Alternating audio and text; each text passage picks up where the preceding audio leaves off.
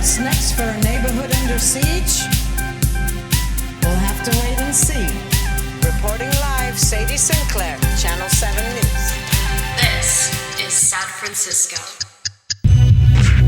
Welcome back to San Francisco. We already talked about why people have been boycotting Zionist operator Manny Yekutiel's woke-washing gentrification cafe in the Mission in San Francisco.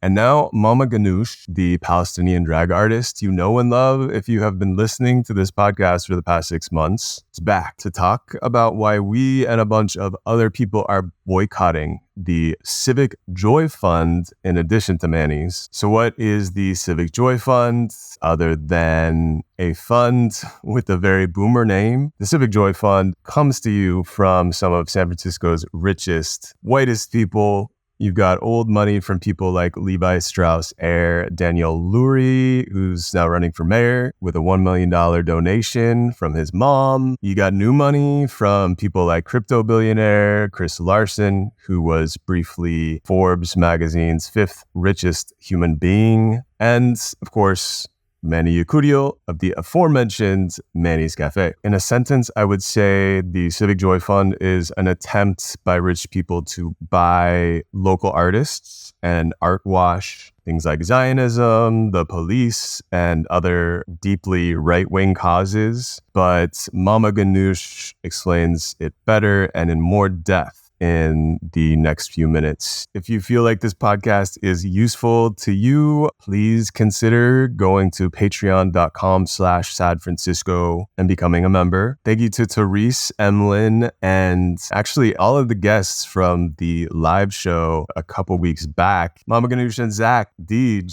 and Brooke, you're all members. Thank you, thank you. Even if you're not a member, patreon.com/San Francisco has links to our past episodes, of which there are approaching 80. And for new members, there are tiers where you can get some stickers, you can get some buttons, you can also get extra content that Tofu, the editor of this podcast, says that it should be done very shortly. We're also going to have some more personal content and answer some questions from people who subscribe.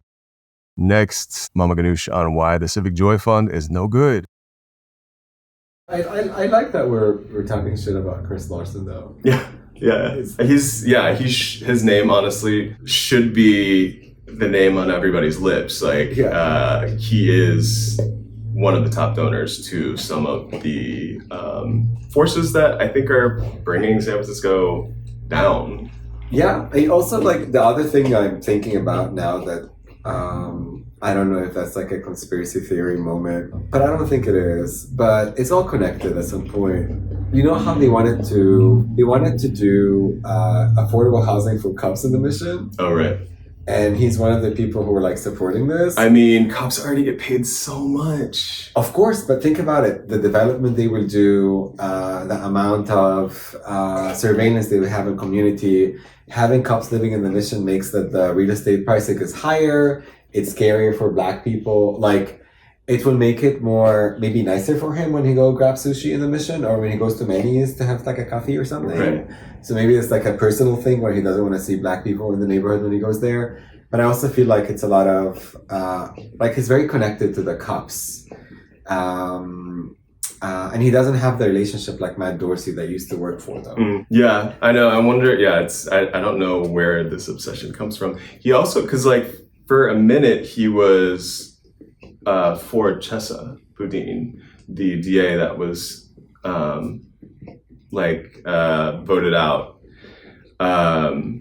who was more progressive than Brooke Jenkins, our current DA. In any case, I think that's kind of like a blip that I've seen reported on, kind of like a surprising thing. So it could be that he is one of these rich people that is met Chesa.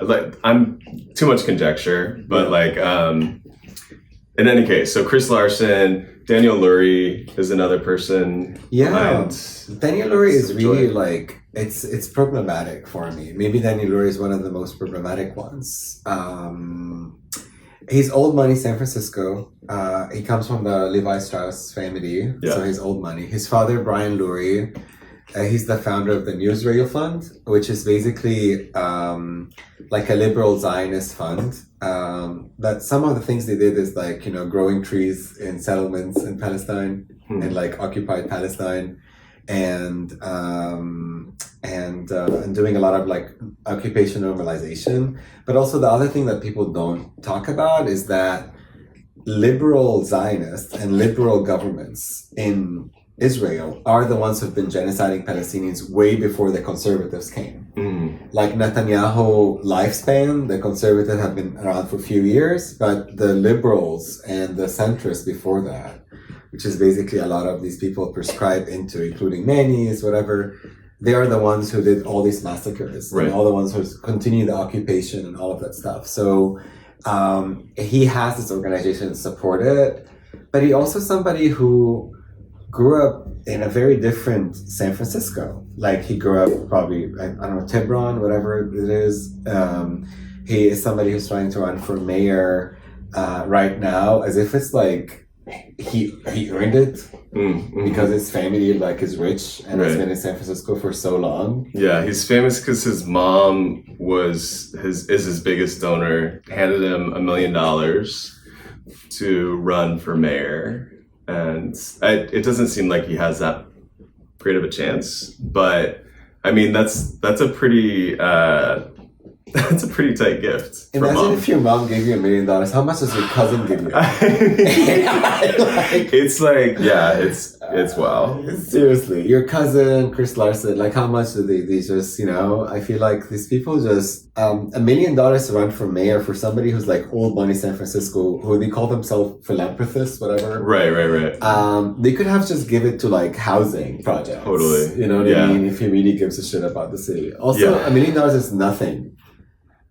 Because the New Israel Fund spent $300 million to Israel, like $300 million since it started, the New Israel Fund to Israel. Yeah. So if he gave $1 million, his mom gave him $1 million to run for like mayor and stuff like this.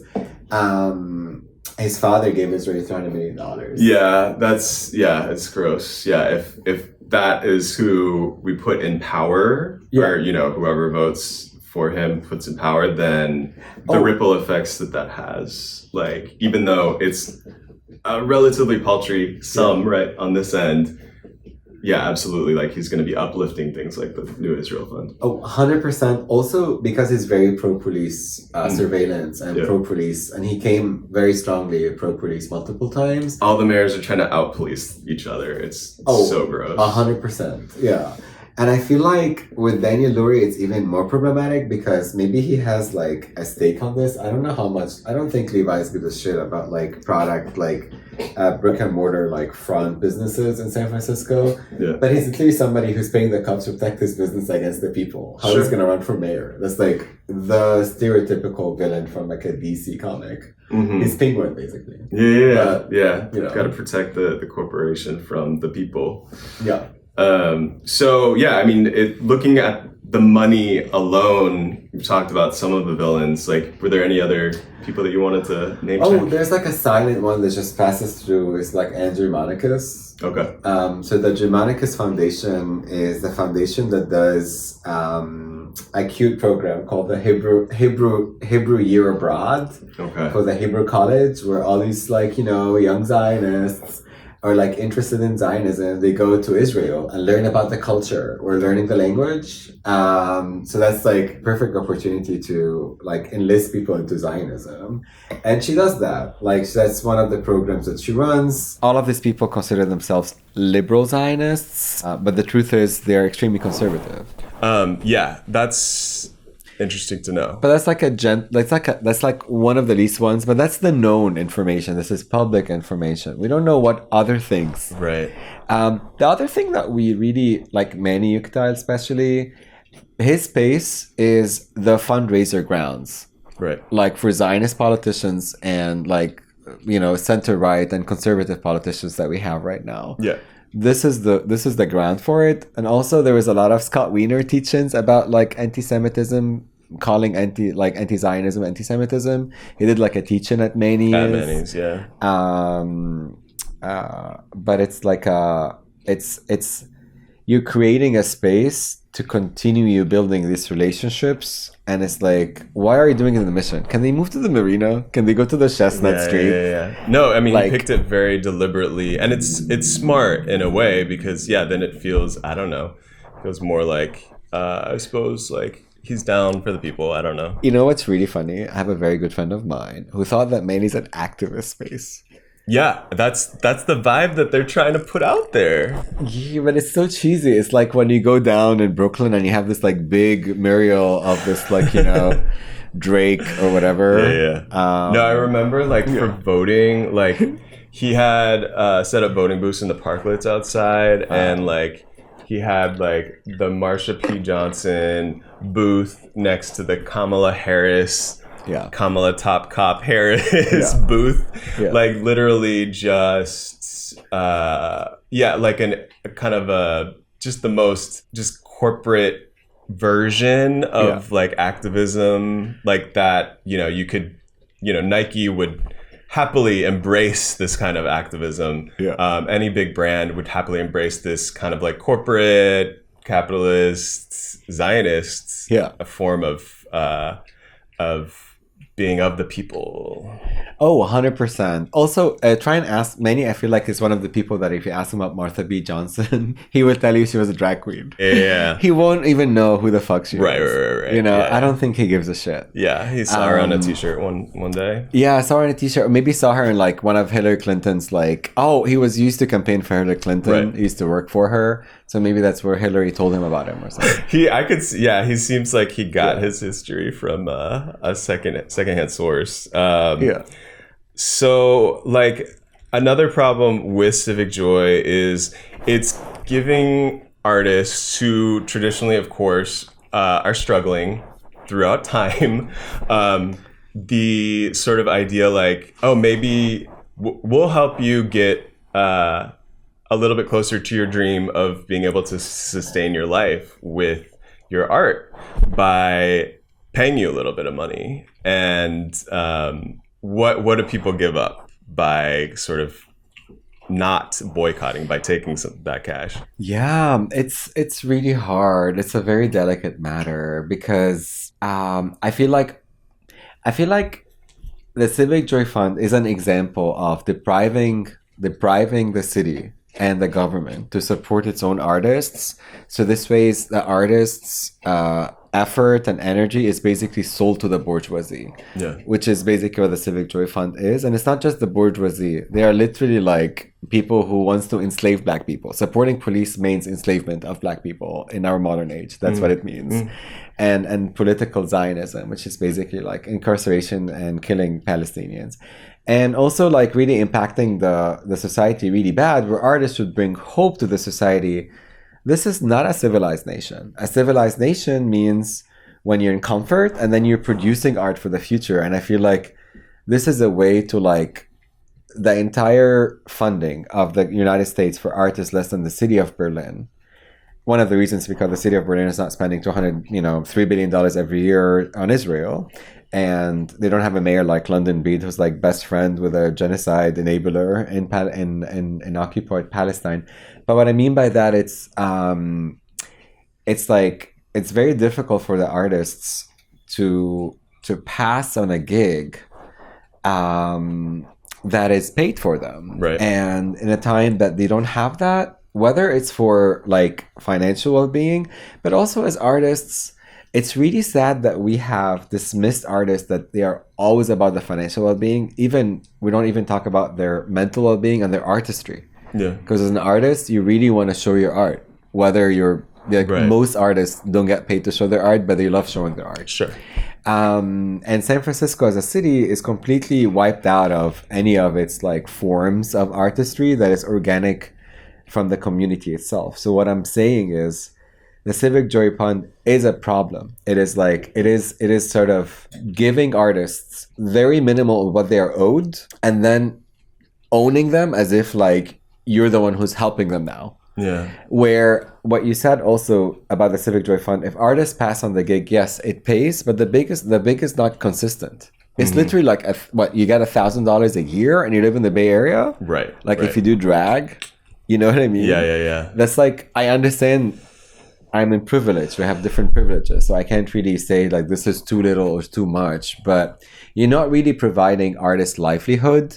You're literally doing an entertainment thing where a bunch of tourists and other people who are like curious about living in the mission will come and like see that, instead of like the reality of the mission, that there's a lot of people deprived from housing and there's a lot of issues right there. So it's more of a way to support gentrification by giving San Francisco an authentic feel that is not authentic. Right. So as an artist, like, I'm in a different position where I can't tell the artist not to take the money or not to perform, because I know how difficult it is, because I cannot, like, we're trying to do alternatives for that, but you can't really cover all of this. It's a very personal choice, but I just have to say, like, if you're gonna sell out, like, ask for a lot of money. Like, ask for $1 million. Like, it's not the sums that we're talking about are paltry. Like you said, these aren't living wages. These aren't sustainable amounts of money. It would maybe be a different conversation if it were. Although I think, you still have these baselines of like genocide supporting, cops supporting, that make it so the conversation's pretty much the same. But these are tiny amounts of money. Oh yeah, $1,000 is less than the amount of cost for Daniel Lurie to fly with his private jet to Los Angeles. I mean, where he has his other house that potentially he lives in more of the year than he does in San Francisco. I don't think he actually lived in San Francisco. Like, I know until that he started to run or something. Yeah, I mean, because a lot of this old money San Francisco lives outside of San Francisco. Right. Maybe they had an apartment in San Francisco or whatever, so where he could go jerk off his friends. I don't really know what he does there, but in general, like, it's like also $1,000 is nothing. This is like less than the ticket that Manny and Daniel, if they want to go on like the common strip where they have a first class ticket to go to Puerto Vallarta and piss all over the locals there, they're gonna spend way more money than that. Hello everyone, Tofu here, co-producer of Sad Francisco, here to talk to you about how you can support the show. If you have the extra funds, you can visit our Patreon page at patreon.com/sadfrancisco. There you'll find all of our past episodes, transcripts, and frequent community posts. Our paid members will have early access to episodes a couple days before they go live on our public platforms, exclusive behind-the-scenes content, and will have their display name shouted out in the end card of our YouTube videos and our monthly Instagram post. And new paid members will have their names shouted out in the intro of our episodes in the week following their subscription sign-up. Go ahead and follow us on our TikTok, Instagram, Twitter, Facebook, and YouTube channel for more additional content and to get more info about the show. Lastly, if you're listening to this on audio platforms, go ahead and give us a rating. And if you're watching this on YouTube, go ahead and like the video. All of your support is greatly appreciated and it really helps us out. Okay, not so shameless plug done again.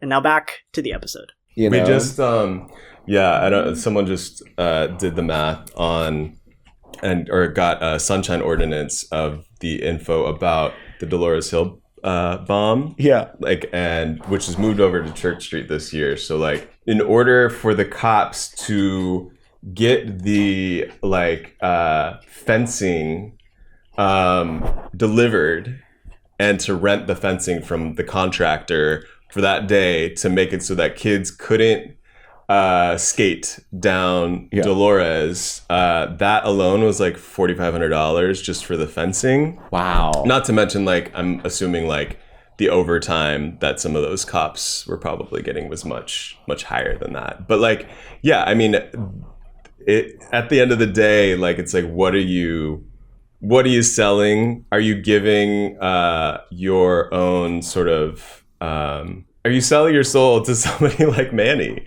Is basically and like also Manny's not really liked.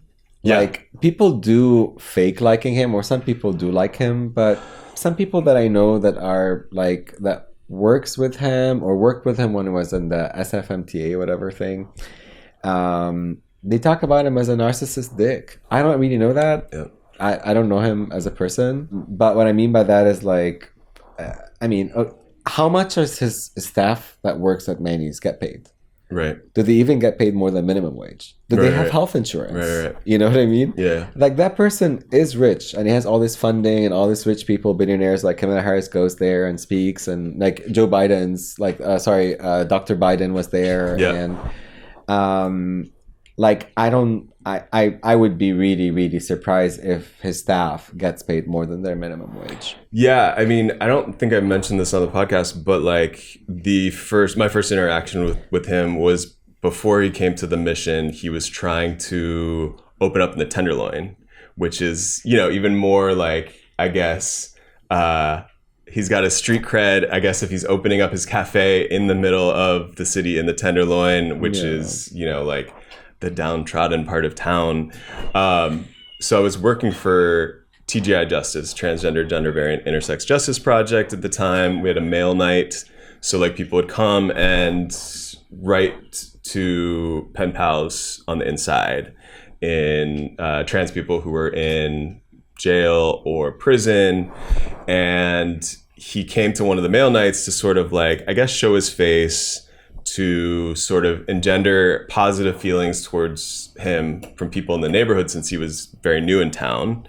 And it was his first time, I guess, answering mail from people inside. And I distinctly remember how he looked at the first letter that he got and was like, how are these people just so depressed? How can you go through life just being depressed? And like, because trans women had been writing about like having difficult experiences inside. And so just like the lack of empathy and the lack of like the ability to like put himself anywhere near someone's shoes that was like inside prison, but yet he was there for the purposes of the mail night.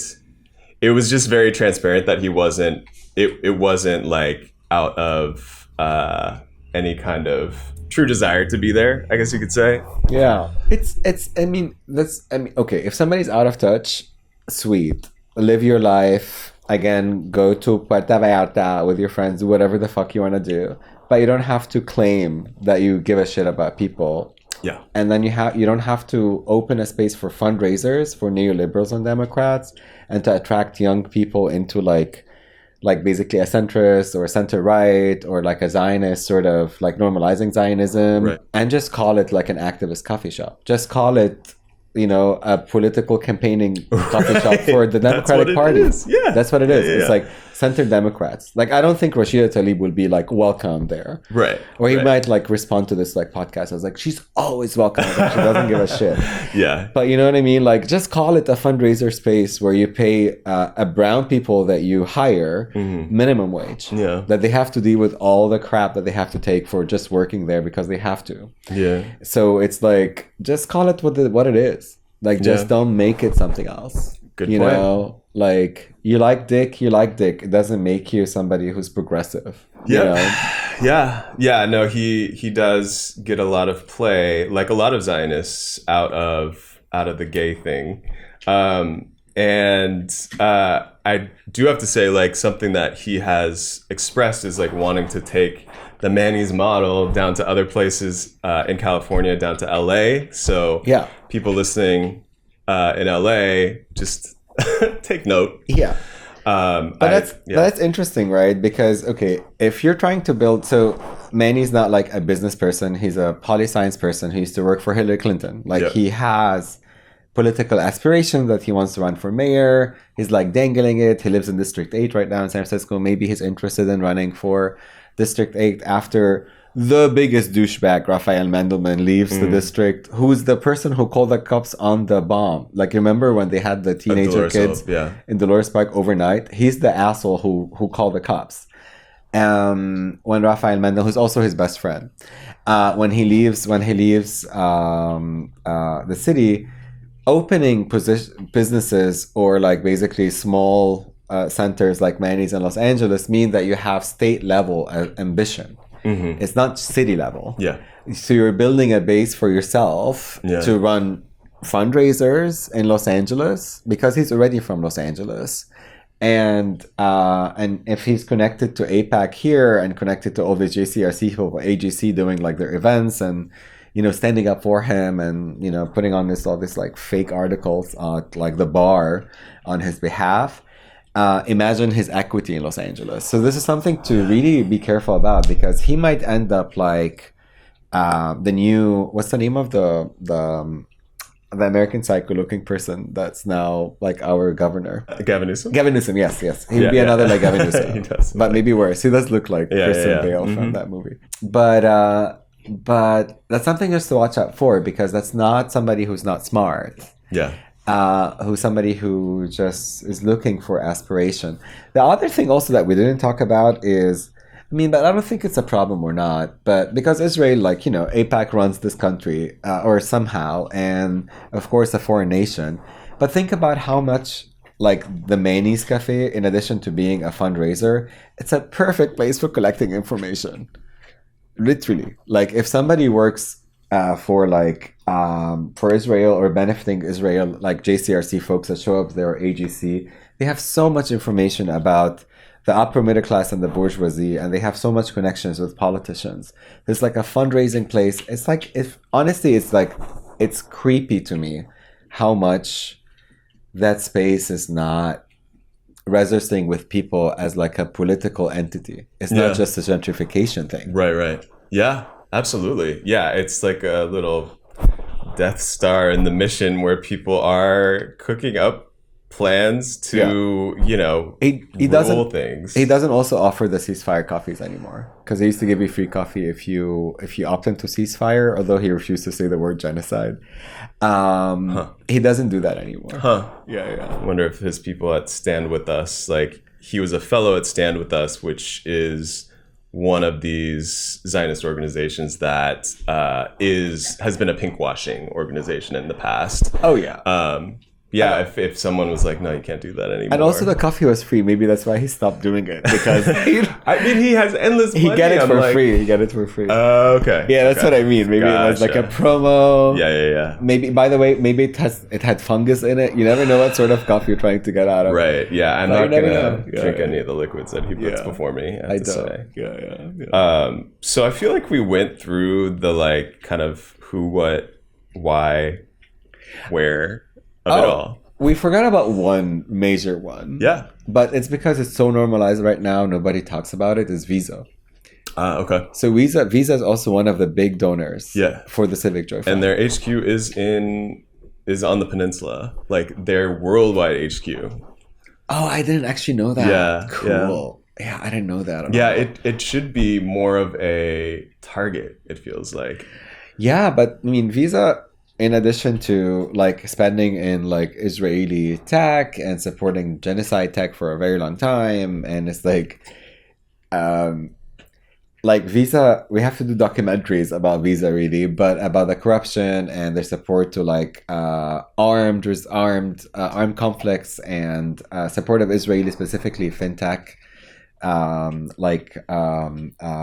businesses and category. Visa is also one of the big donors for the Civic Joy Fund, and that's like one of the ones that I have on the BDS list, but it's really hard to BDS Visa really. But when Visa do a corporate sponsorship for like a fund like that, with Chris Larsen and with Manny Yekutiel and with Andrew Monicus and Daniel Lurie, and I don't know about the rest of the people, like that was enough for me at this point. But that is not to benefit San Francisco. Right. That is basically to run an ad campaign for these people. It's to make sure that there's a justification for the police, because, as you said, police get overtime paid when they show up to these events. You know what I mean? And they do nothing, literally, but scare out, basically, people of color, including me. Like, I don't feel very comfortable when there are cops around. Yeah.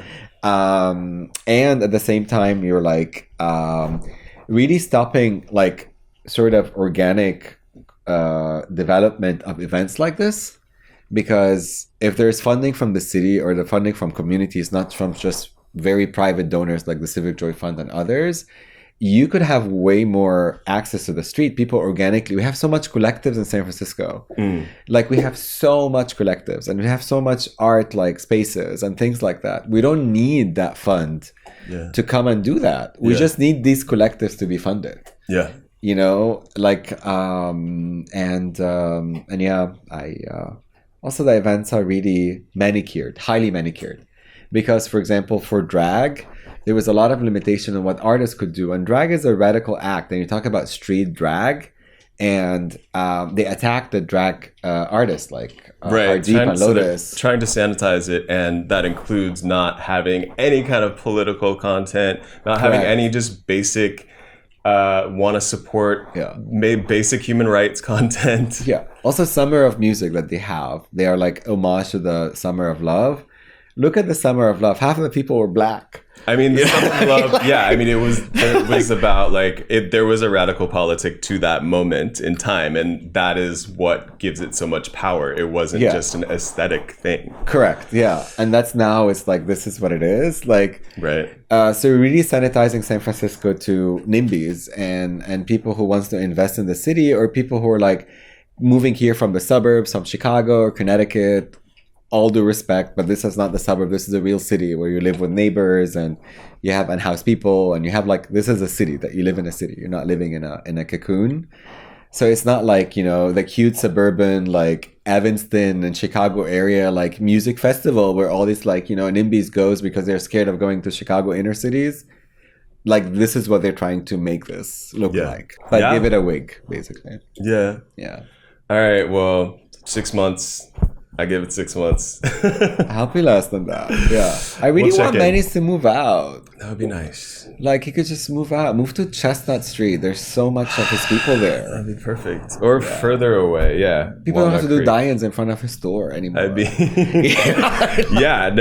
people would be down for it. Yeah, the people at like the Marina Times out there, I'm sure would love it. Yeah. All right. So hopefully we will not have to talk about these people for very long, but gave people a bit of the background so they can take that information and do what they will with it.